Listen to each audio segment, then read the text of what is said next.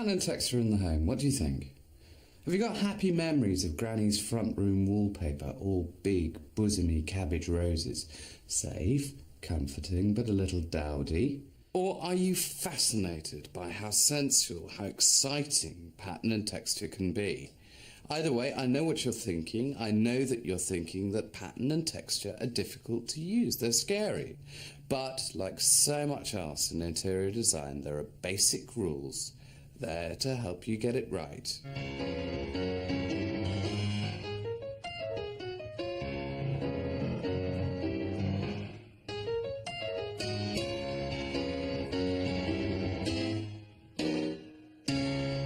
Texture and pattern are closely related design elements.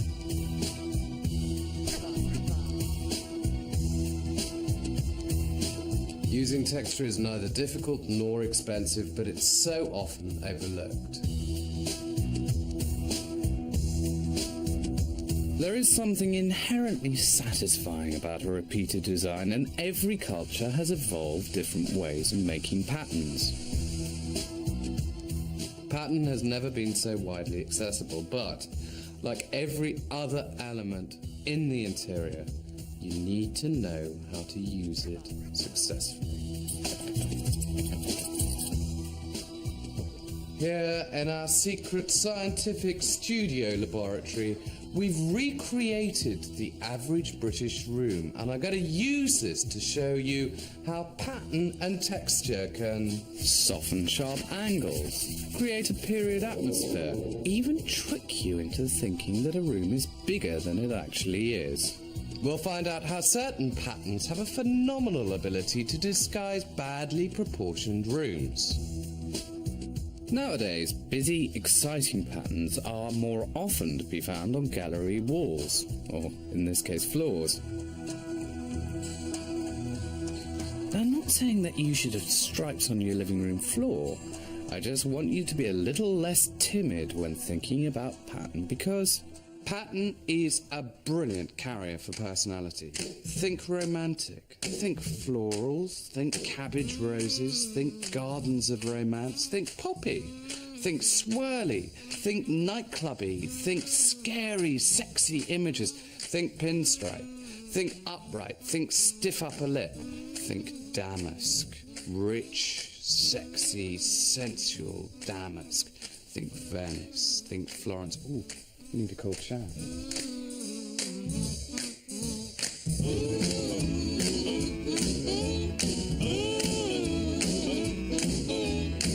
Attitudes towards pattern in Britain go in cycles. Fashions come and fashions go. Taste and style go round in a great big wheel like that. At the end of the last century, pattern was at the top of the fashion cycle. The Victorians adored pattern. The Houses of Parliament and the Palace of Westminster are great examples of Victorian Gothic, unrestrained interiors. From the 1840s through to the 1930s, Britain had a love affair with pattern. Indeed, most of our houses were designed with pattern in mind. Houses like this. Most of the houses in this country were built for pattern, in that most of the houses in this country were built between 1880 and 1930, the heyday of pattern. And in fact, pattern then was actually a social issue. When you think that pattern is not essential for life, it's not essential for comfort, it's not essential for living, it's a twiddly bit you add on at the end when you've got a bit of money. So therefore, the more pattern you've got, theoretically, the posher you are. And that's why you end up with rooms like this. But pattern can be used in a modern way, and this house does have great potential. Remember, the first thing you need to do before you start any work is really understand the room. It's a nice space, actually. For its girth, it's got quite a high ceiling, and there's a huge amount of light flooding in, obviously a south-facing window. Rather eccentric picture rail height, which worries me slightly.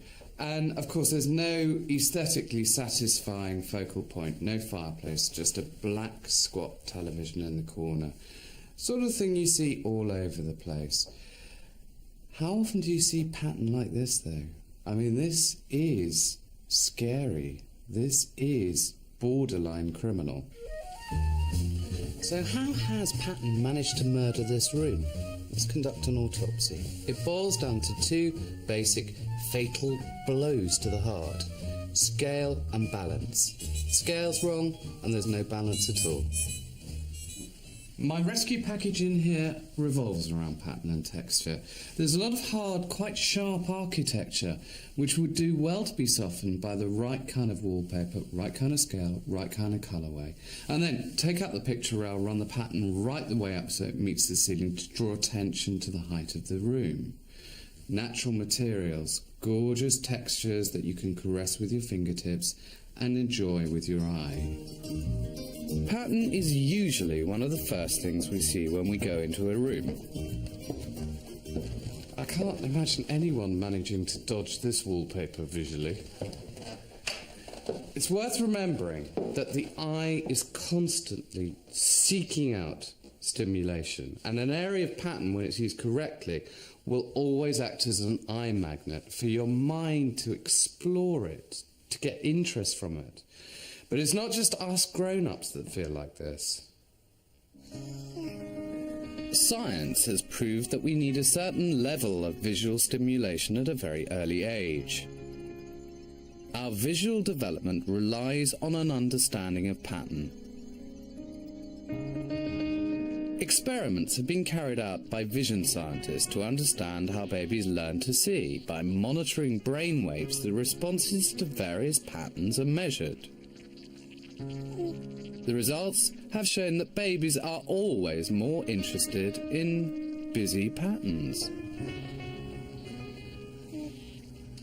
The brain needs stimulation in order to develop, and a certain degree of patterning on a wallpaper is probably a good idea, simply to develop the visual part of the brain, which is at the back here, which responds to orientations of lines, to patterns, and then of course to objects as well.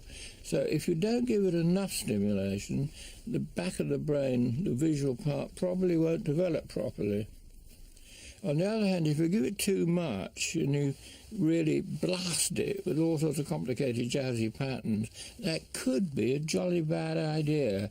And I don't know exactly what the optimum is, but I suspect that wallpaper designers have quite a responsibility for nursery wallpapers. In our brains, we have little neurons that respond to lines and edges and bars. So if you have a very busy pattern, a lot of these neurons are stimulated and you'll see a lot of brain activity. If, on the other hand, you have a blank wall, far fewer neurons will be stimulated and you'll show far less brain activity. This is something we've known since the 1970s or earlier. So what's interesting is that busy, bright patterns are very arousing. They get our visual system going, whereas plain blank colors make our visual system respond much less. And there seems to be a happy medium between how much we want to be stimulated and how much we want to be soothed. Complete sensory deprivation is not a pleasant experience, but equally, living in a tiny room with flock wallpaper and different matching sofas is also very unpleasant. We like a compromise. So, if human beings are instinctively drawn to and excited by a pattern, and we've all grown up in a country with such a rich pattern heritage, then why now are we so scared to surround ourselves with the stuff?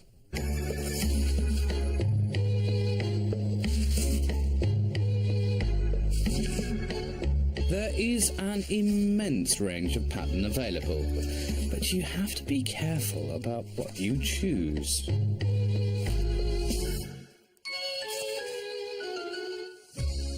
understanding how pattern works is nothing like as complicated as swanky upmarket designers would have you believe whilst charging through the nose for their advice.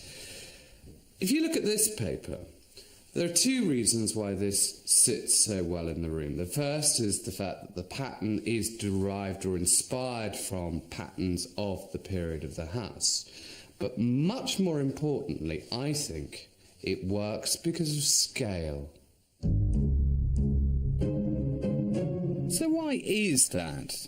Let's go back to the studio.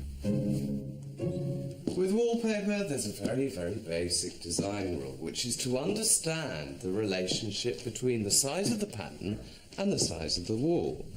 What you don't want to do is that.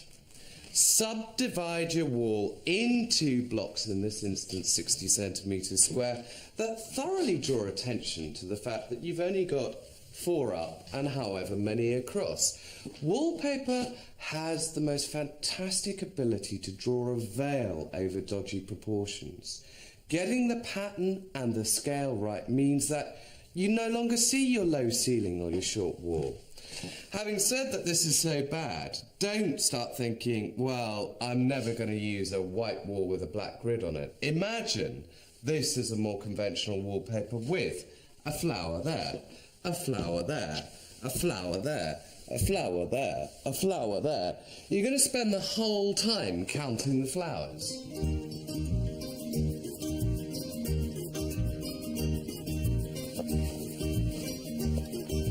So, the first rule to understand is how scale and strength of pattern has to be carefully chosen for the room. Too bold a pattern, as in here, will have the effect of closing down a space.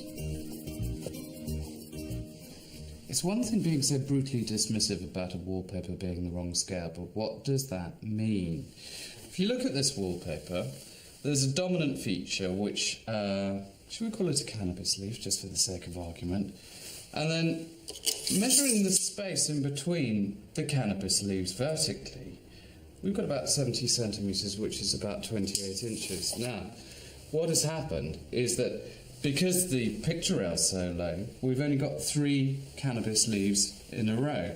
Instantly, the ceiling's been brought down and the room's been brought in. This wallpaper, scarily, would in fact look better in a much larger room. So, what sort of wallpaper should we have in our room?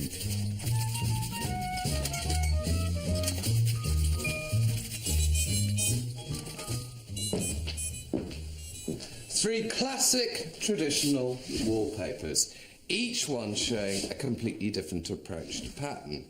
What I find quite interesting is the fact that 100 years ago, each of these would have been huge, massive, great big patterns designed for lovely, huge, stately rooms. But now, they're being completely redrawn, completely redesigned to fit our kind of spaces. In fact, to fit into a room like this.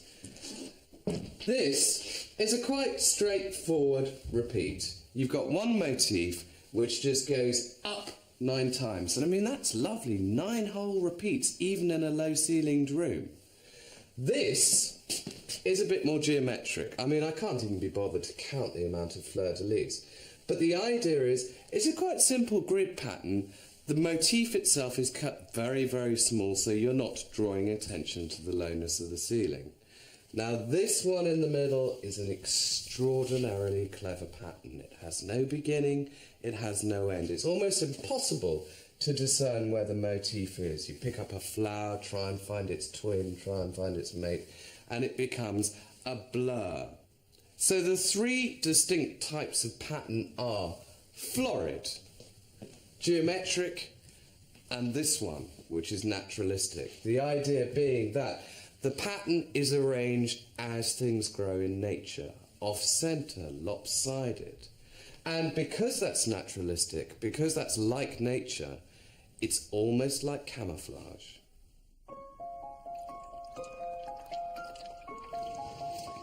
Wallpaper design has always been closely related to technology. In the 18th century, printing relied on woodcuts, a time-consuming and expensive process that required exquisite accuracy. The most complicated papers may have needed 35 separate printings. Needless to say, today, a hand-blocked paper like this one is so expensive, even I can't afford it.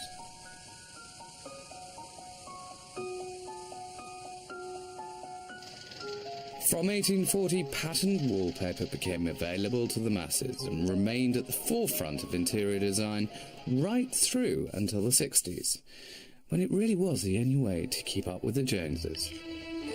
The new Crown vinyl wall covering. John's just finished papering with it.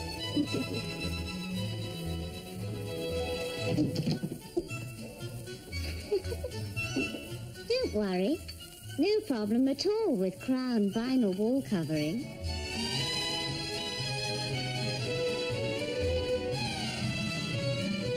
But why did he throw the trifle at it? He doesn't like trifle. He doesn't like coffee either.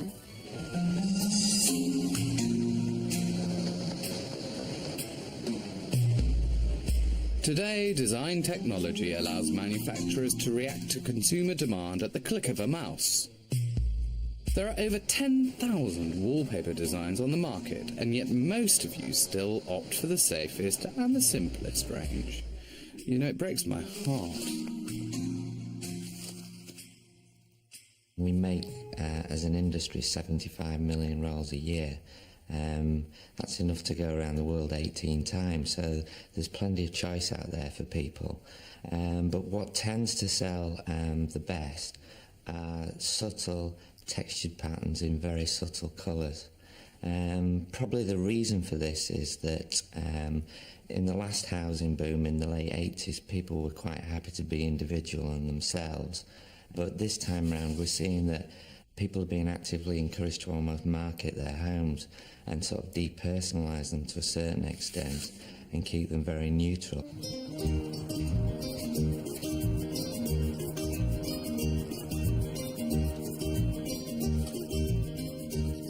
You see, I do understand you lot, and because I know you're all pattern scaredy cats, I've chosen a very subtle but nevertheless elegant floral pattern for the front room at number 37. The other changes I want to make in here include reinstating the fireplace to provide a more pleasing focal point than the television, and the picture rail has to go. Because I have absolutely no intention of using the picture rail to hang pictures from, I feel quite comfortable in the concept of removing it altogether, because I want this room to be an uninterrupted sea of pattern from the skirting right the way up to the ceiling. Elegant, dignified, restrained, but homely.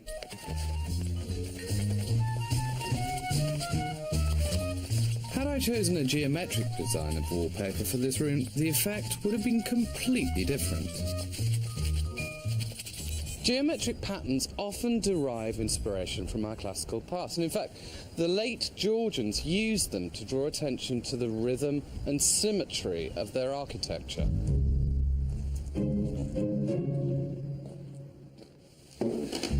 Lines are obviously the most simplistic of all the geometric patterns, but you have to be very careful with lines, because lines can have the most bizarre effect on a room, whatever its size. An extreme example of how lines can change a space. Here, the artist Jim Lambie has changed our perception of the Tate Gallery by applying coloured tape to the floor. The stripes make the space feel significantly longer. Now, believe it or not, this does relate to our homes. Let's go back to the studio. An extremely well-proven design rule when it comes to using geometric pattern is that vertical lines make a space feel higher. Now, the reason why vertical lines make a space feel taller relates to how our eyes are drawn to stripes. The eye likes to travel up the line. It enjoys the journey. is an easy way to demonstrate this.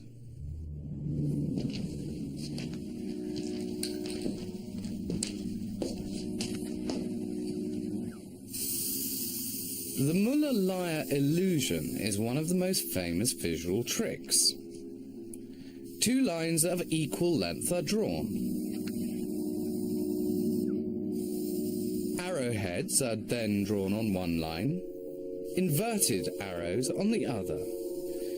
No question which line looks longer now. So why is that? It's actually explained by eye movements, and one of the reasons I like this is it also explains a very common factor in interior decorating. So in the Muller-Lyer illusion, when you have arrows on either side of the line and your eye movements travel along the line, they stop at the points of the arrows. However, when you have the line flanked by the reversed arrows, the eye movements can travel up the arrows and they're not stopped as abruptly. Now that might explain why, if you want to make a room look taller, you use vertical striped wallpaper. The eye can travel up and down the stripes of the wallpaper, and that makes the room seem taller, in the same way as allowing the eye to travel back and forth across the Muller-Lyer illusion allows the line to seem longer. It's not just geometric patterns that are so good at tricking the eye. Curvy patterns, naturalistic patterns, florid patterns, floral patterns, all of them do a very good job at camouflaging imperfections in a room. William Morris's designs are great for this. By imitating nature, wallpapers like this take the eye away from lumps and bumps in the plasterwork. The next step is to understand how to successfully combine patterns. And boy, have I got somewhere to show you. And now, for pattern lovers everywhere, the joy of pattern and texture. This is the Mayfair home of interior designer Alidad. It's a one-off, a brave, bold, daring fusion of all sorts of patterns and texture.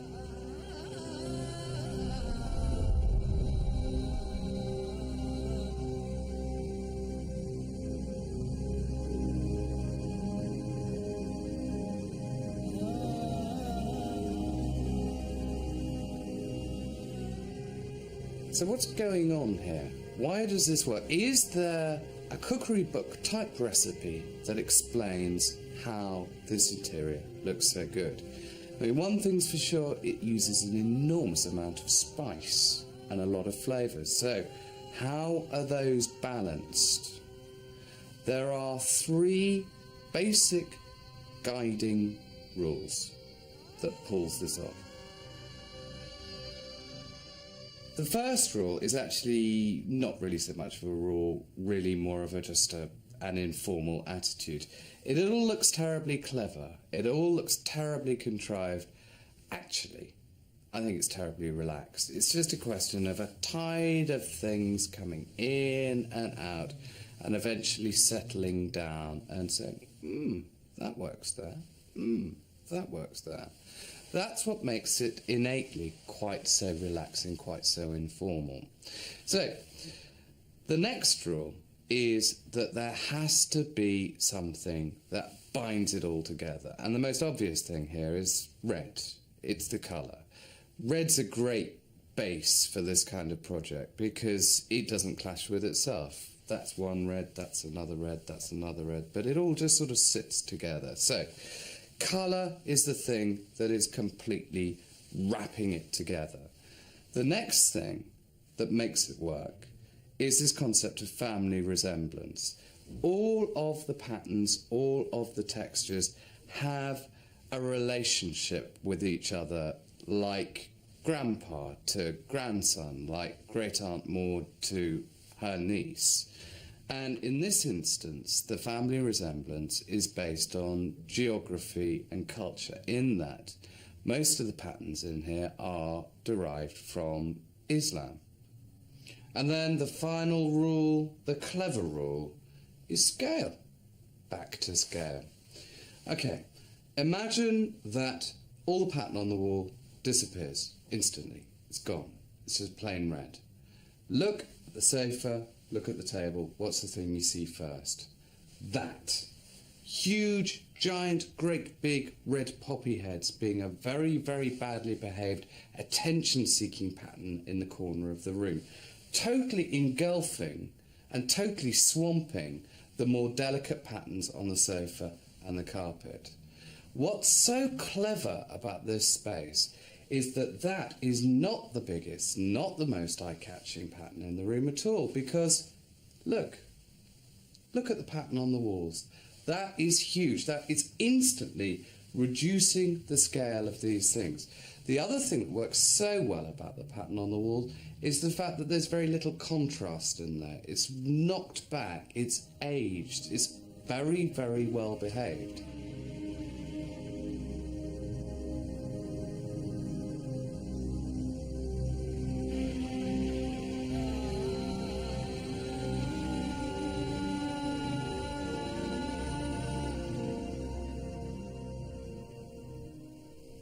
And this, of course, is the other end of the pattern spectrum. Discreet, polite, the perfect background.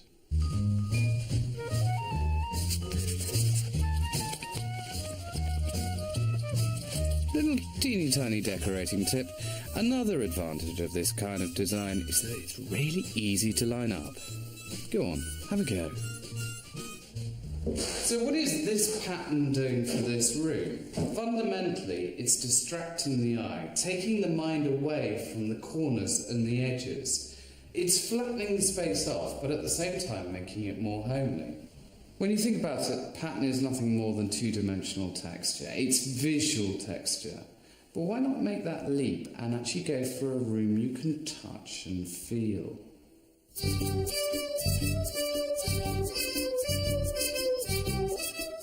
So, what is texture and what job does it do at home?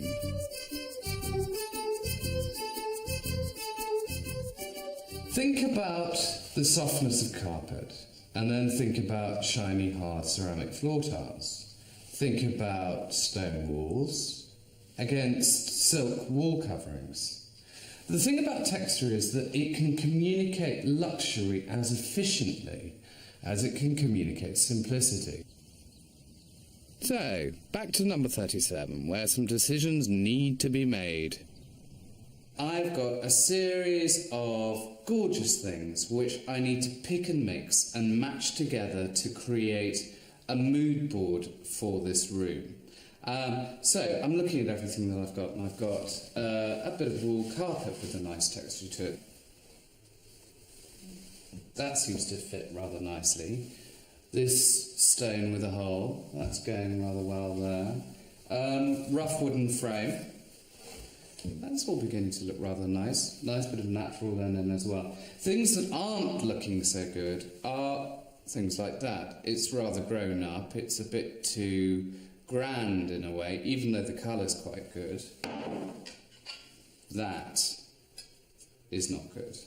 It's urban, it's man-made, it just seems to be scary with everything that's going on there. And that seems to be sitting very nicely together. In fact, there seems to be some kind of family resemblance going on there, a very happy family resemblance. The very happy family that is natural texture.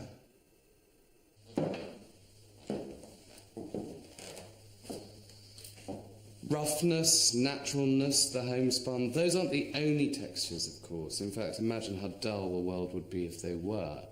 Texture can also be silky, it can be glossy, it can be luxurious, it can be refined. Texture is extremely important to humans, I think because we're so tactile, but it remains one of the most undervalued of all the senses.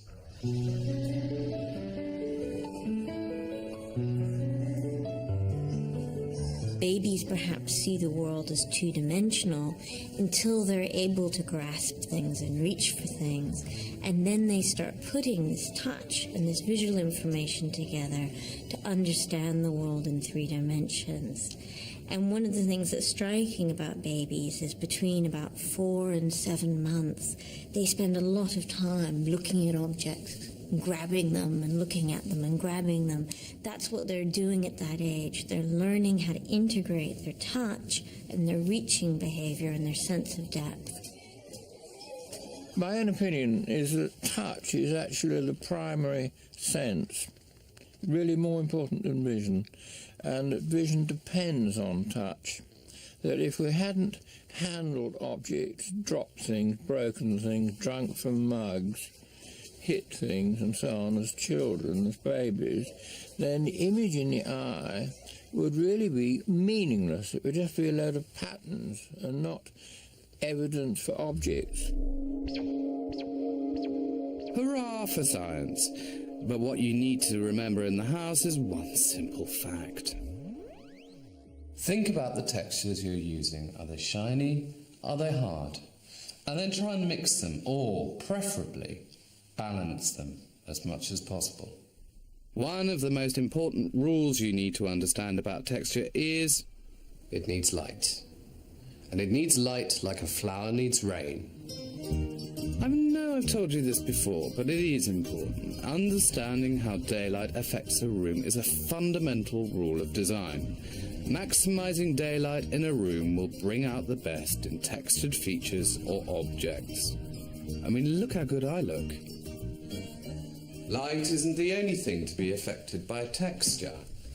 Texture has huge impact on sound as well. Take these floor coverings. The different textures will affect the way that noises sound in a room.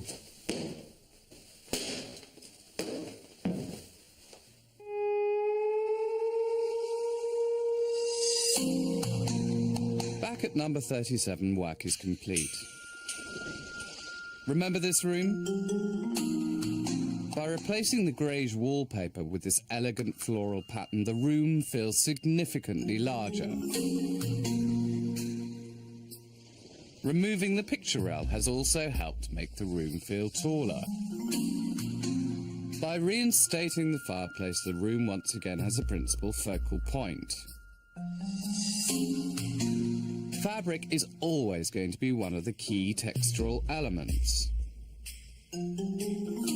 Here, the red shiny material used on the sofa contrasts with the natural textures in the room and provides visual interest. The design in this room relies on texture and pattern to give it the warmth and character that it was so lacking before. So, pattern can be modern, pattern can be well behaved, which is very, very good news for a room like this, in fact any room, because of course pattern smooths over the bumps and fills in the hollows. And then there's texture. I mean, why not walk into a room where all of the senses are indulged and touch is just so, well, sensual. Although there are certain textures which are probably best left unfelt. Mind the cactus, boys. Could pattern and texture affect your room? Could you use them to your advantage? Find out more on our website, www.bbc.co.uk/homes. Next week, Design Rules is all about how the finishing touches in a room can transform a house to a home.